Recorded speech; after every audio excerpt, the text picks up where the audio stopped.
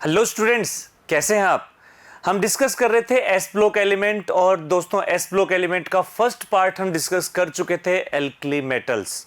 और जैसे हमने कहा था एस ब्लॉक को हम दो ग्रुप में डिवाइड करते हैं, first A second A. First A में जो लास्ट इलेक्ट्रॉन है NS1 यानी कि आउटर मोस्ट के n सब सेल में 1 इलेक्ट्रॉन एंटर करता है और यही अगर NS2 हो जाए तो ये बन जाता है सेकंड ए यानी कि alkaline earth metal. Alkaline earth metal का मतलब सीधा सीधा ये है कि ये अर्थ में अवेलेबल होंगे। एल्कलाइन मेटल का मतलब होता है एल्कली मेटल, जो हमने फर्स्ट ए को कहा था, इसका मीनिंग था कि रिमूव फ्रॉम या एक्सट्रैक्ट फ्रॉम प्लांट ऐश। यहाँ पर हम एल्कलाइन अर्थ मेटल की बात करेंगे। अर्थ क्रस्ट में ये बहुत ही ज़्यादा अमाउंट में अपने को अवेलेबल होते हैं। चलिए स्टार्ट करते हैं अपना सेकंड ए या ये कहें एल्कलाइन अर्थ मेटल। देखते हैं इसके अंदर। तो सबसे पहले इसमें फिजिकल प्रॉपर्टीज में अगर हम सबसे पहले इसका जनरल इलेक्ट्रॉनिक कॉन्फ़िगरेशन देखें तो यहाँ इलेक्ट्रॉनिक कॉन्फ़िगरेशन इसका होता है NS2 और इसकी oxidation state always +2। First A second A S block element only single oxidation state show करते हैं। फर्स्ट ए वाले +1 और सेकंड ए वाले +2 इनके कॉन्फ़िगरेशन की वजह से। नेक्स्ट इसके बाद में है एटॉमिक और आयोनिक साइज। और जैसे हम जानते हैं एक ग्रुप में जब हम टॉप टू बॉटम आते हैं तो साइज इंक्रीज होती है शेल इंक्रीज होने की वजह से, और इस तरह से जो साइज है ये इंक्रीज होती चली जाती है जैसे हम बेरिलियम से बेरियम की तरफ आते हैं। नेक्स्ट आयनाइजेशन एनर्जी रिवर्स हो जाएगा। Ionisation energy top to bottom क्योंकि साइज के इनवर्सली प्रोपोर्शनल है तो आयनाइजेशन एनर्जी डिक्रीज होती चली जाएगी एक टॉप टू बॉटम जब ग्रुप में आएंगे।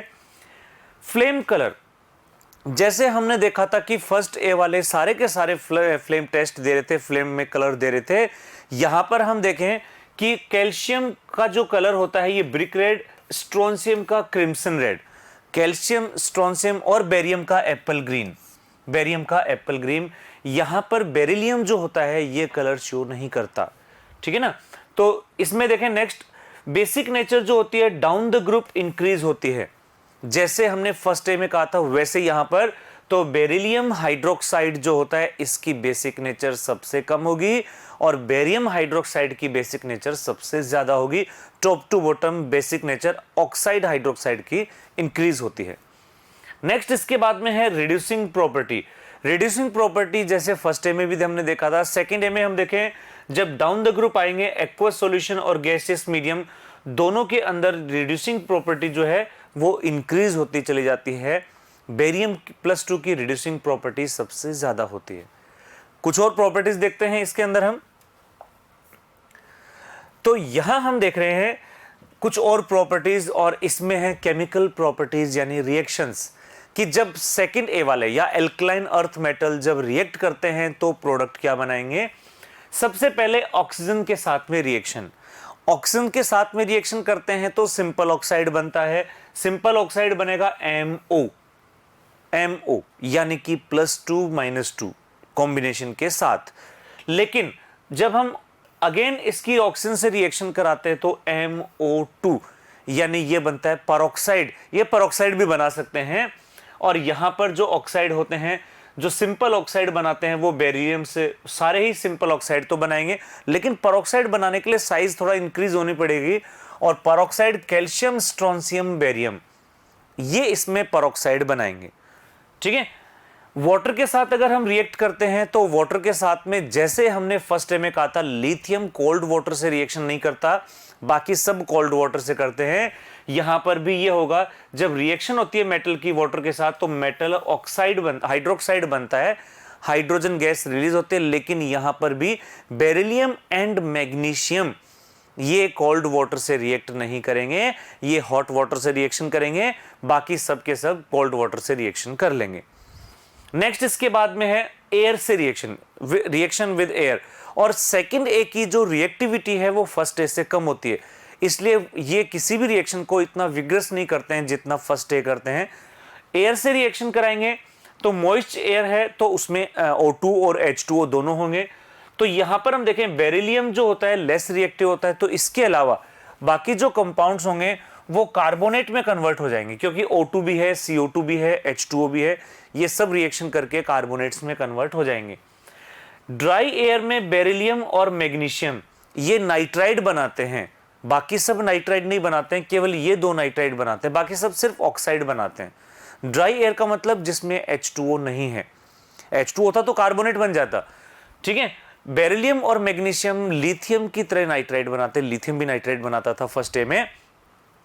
अमोनिया के साथ अगर हम रिएक्शन कराते हैं तो केवल कैल्शियम, स्ट्रोंशियम एंड बेरियम ये अमोनिएटेड इलेक्ट्रॉन का डीप ब्लू कलर देते हैं, जो कि फर्स्ट ए में हमने एस ब्लॉक में भी देखा था, अमोनिएटेड इलेक्ट्रॉन की वजह से paramagnetic nature and coloured nature.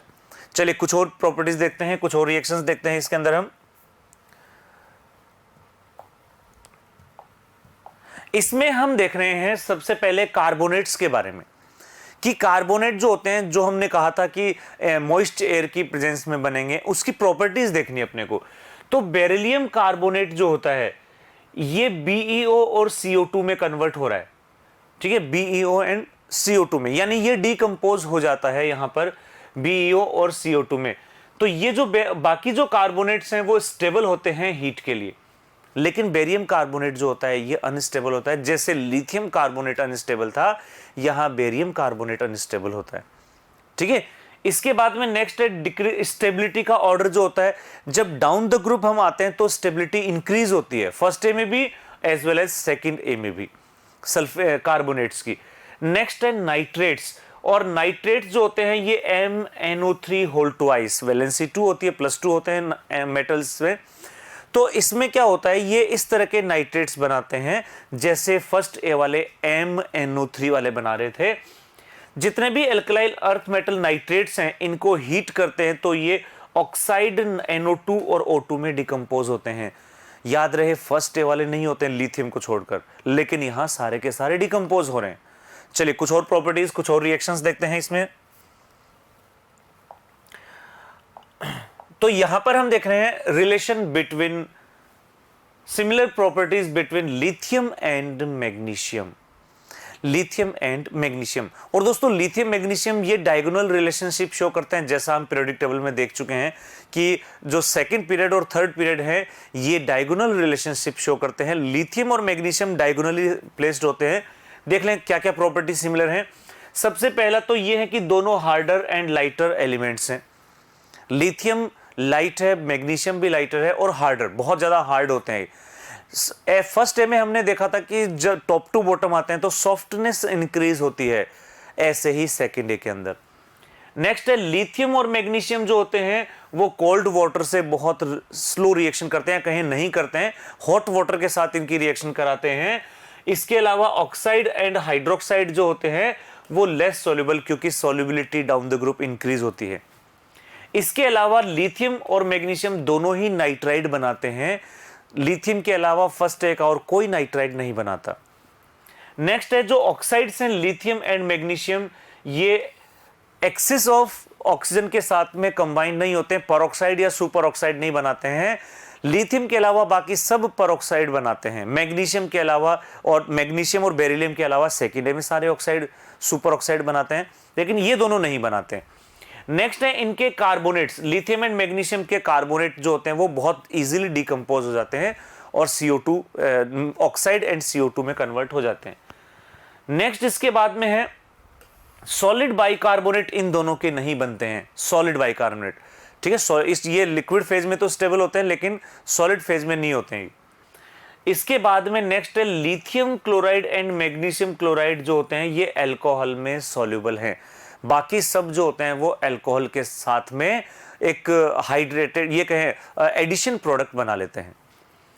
Next है lithium chloride and magnesium chloride deliquescent and crystalline from aqueous solution as hydrated. Deliquescent का मतलब होता है जैसे ही ये वाटर को एब्जॉर्ब करते हैं, वाटर को एब्जॉर्ब करके ये ऐसे लगता है जैसे बहने लगे हों, जैसे ये एक तरह से हम ये कहें कि वाटर के साथ में थोड़ा एक्वस हो जाते हैं, मतलब ये कहीं वेट हो जाता है बिल्कुल वाटर के साथ में, इस तरह से डीलिक्विसेंट। और यहाँ पर ये जो कंपाउंड हैं हाइड्रेटेड कंपाउंड बनाते हैं दोनों के दोनों, ठीक है। कुछ और प्रॉपर्टीज देखें, कुछ और रिएक्शंस देखें। Next, similarity between beryllium and aluminium, जैसे मैग्नीशियम और लिथियम शो करते हैं डायगोनल रिलेशनशिप, वैसे ही बेरिलियम एल्यूमिनियम भी डायगोनल रिलेशनशिप शो करेंगे। देखते हैं क्या है ऐसी रिएक्शन इसके अंदर।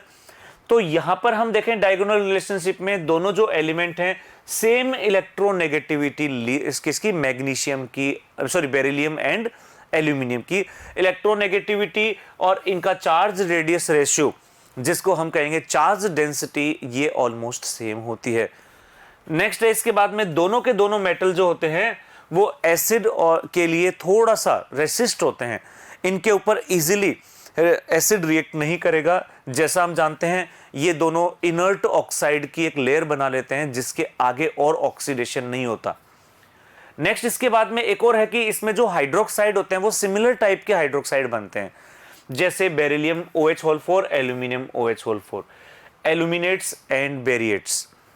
इसके बाद में इनके जो हैलाइड्स हैं, क्लोराइड्स, ये पॉलीमेरिक फॉर्म में, ये कहें यहां पर हम कि ये डायगोनल जो बॉन्ड है जिसको हम बोलते हैं bridge bond, halogen bridge bond बनाते हैं, डाइमेरिक फॉर्म में ये रहते हैं इनके पॉलीमर्स, या ये कहें इसके हैलाइड्स, क्लोराइड्स।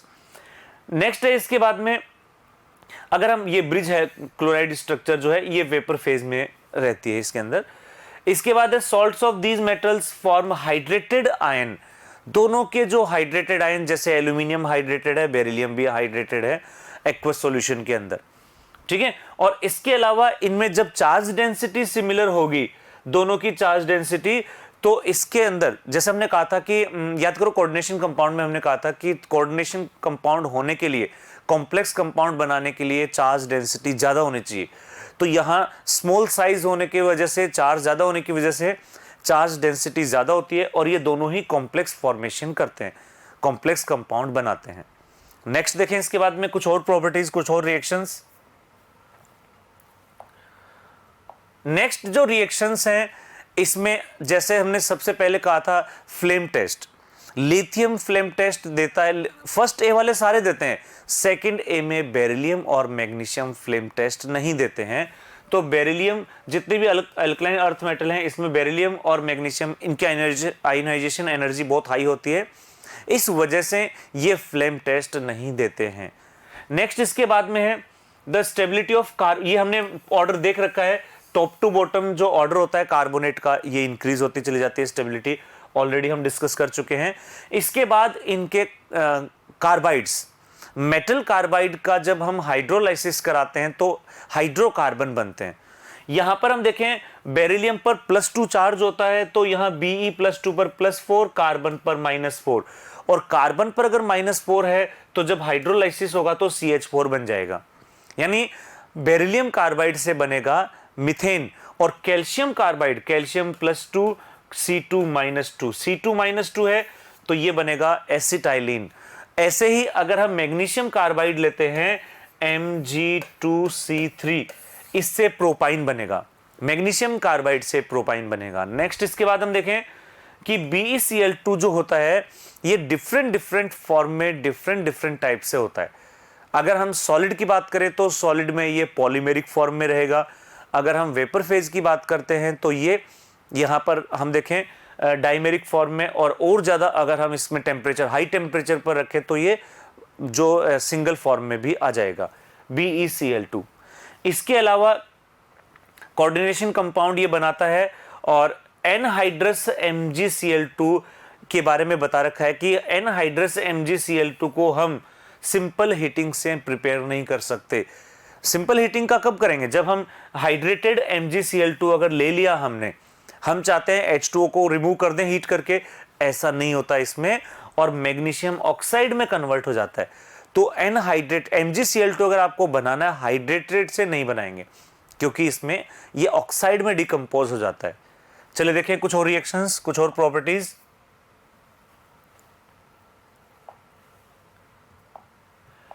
यहां पर कुछ और रिएक्शंस हमने देख रखे हैं। यहां जो रिएक्शंस हैं वो रिएक्शंस हैं इसमें कि बेरिलियम ऑक्साइड जो होता है ये हार्ड है और एम्फोटेरिक है, बाकी सारे के सारे ऑक्साइड नेचर के होते हैं।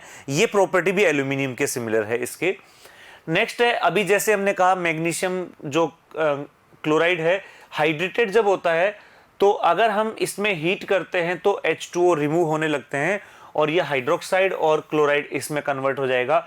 और ज़्यादा अगर हीट करेंगे तो MgO में कन्वर्ट हो जाएगा, और ज़्यादा हीट करेंगे एक और HCl रिमूव हो जाएगा, MgO बन जाएगा। इसके अलावा मैग्नीशियम का डिटेक्शन बता रखा है कि मैग्नीशियम को कैसे चेक करें कि मैग्नीशियम की प्रेजेंस को, तो इसके लिए कुछ मेथड दे रखे हैं, जैसे चारकोल कैविटी टेस्ट।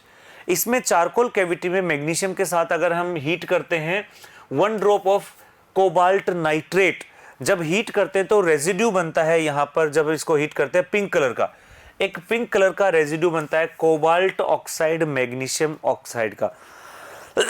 नेक्स्ट इसके बाद हम देखें, अगर हम एक सॉल्यूशन ले लेते हैं mixture NH4Cl, ammonium chloride, ammonium hydroxide, और फाइनली इसको ट्रीट करते हैं हम किसके साथ में, MgSO4 के साथ, तो इसमें हम देखते हैं लास्ट में एक वाइट PPT बनता है मैग्नीशियम अमोनियम फॉस्फेट का, मैग्नीशियम अमोनियम फॉस्फेट का। चलिए देखते हैं कुछ और रिएक्शंस।